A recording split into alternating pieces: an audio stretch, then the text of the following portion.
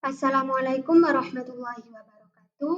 Perkenalkan, nama saya Saila Turiskia, NIM 29 dari kelas 5A, Program Studi Teknik Informatika. Pada kesempatan kali ini, saya akan mempresentasikan penelitian saya yang berjudul Perancangan Aplikasi Pengaduan Masyarakat Desa Tempuran Menggunakan Prototyping untuk Meningkatkan Layanan Publik. Pada bab 1, yakni pendahuluan, di sini terdiri dari latar belakang, rumusan masalah, tujuan penelitian, batasan penelitian, manfaat penelitian, kontribusi penelitian, dan sistematika penulisan. Pertama-tama, saya akan menjelaskan latar belakang. Yang pertama, pengaduan masyarakat di banyak desa masih dilakukan secara manual, melalui tatap muka, kotak saran, dan pesan informal. Kedua, proses manual membuat laporan tidak terdokumentasi baik dan tindak lanjut menjadi lambat. Ketiga, Desa Tempuran menghadapi masalah yang sama, yakni belum ada sistem pengaduan yang terstruktur dan transparan. Keempat, penelitian terdahulu telah mengembangkan sistem berbasis web, Android, dan sistem informasi desa. Kelima, setiap metode memiliki kelebihan dan kekurangan, yakni akses, fleksibilitas, biaya, dan tantangan UI/UX. Keenam, metode SDLC terstruktur tetapi kaku terhadap perubahan kebutuhan. Ketujuh, pengembangan mobile butuh proses iteratif dan evaluasi berulang. Dan yang terakhir, metode prototyping dipilih karena fleksibel, mudah dievaluasi, dan memungkinkan revisi cepat. Rumusan masalah pada penelitian ini ada 4. Yang pertama, bagaimana proses pengaduan masyarakat Desa Tempuran saat ini dan tingkat efisiensinya.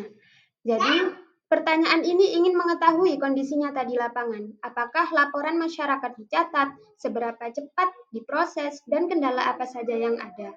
Kemudian yang kedua, seberapa efektif metode pengembangan sistem menghasilkan aplikasi yang responsif dan mudah digunakan.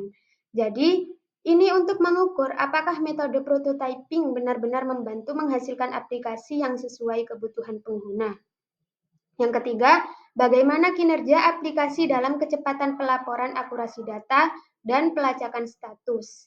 Artinya, apakah aplikasi ini bisa mempercepat proses laporan, mencatat dengan benar, dan menampilkan status laporan secara jelas. Adapun yang keempat, sejauh mana aplikasi dapat mengatasi kelemahan sistem pengaduan sebelumnya.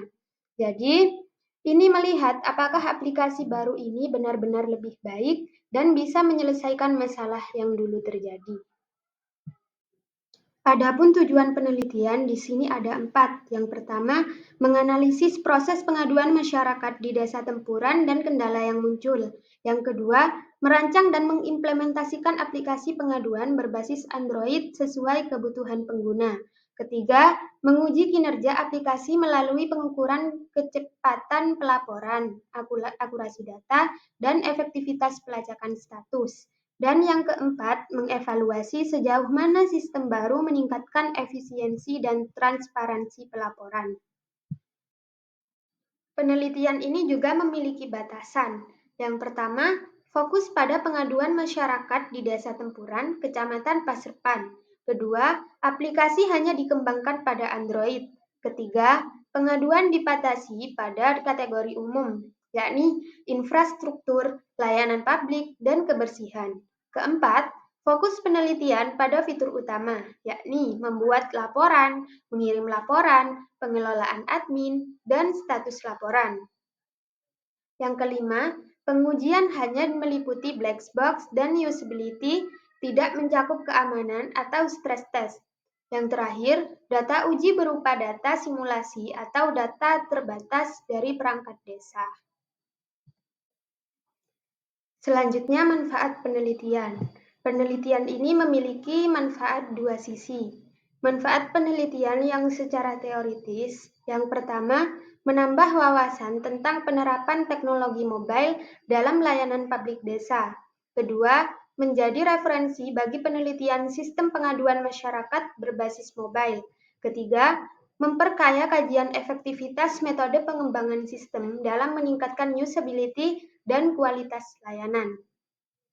Adapun manfaat penelitian penelitian secara praktis juga ada 4. Yang pertama, meningkatkan kinerja pemerintah desa melalui proses pengaduan yang cepat dan terdokumentasi.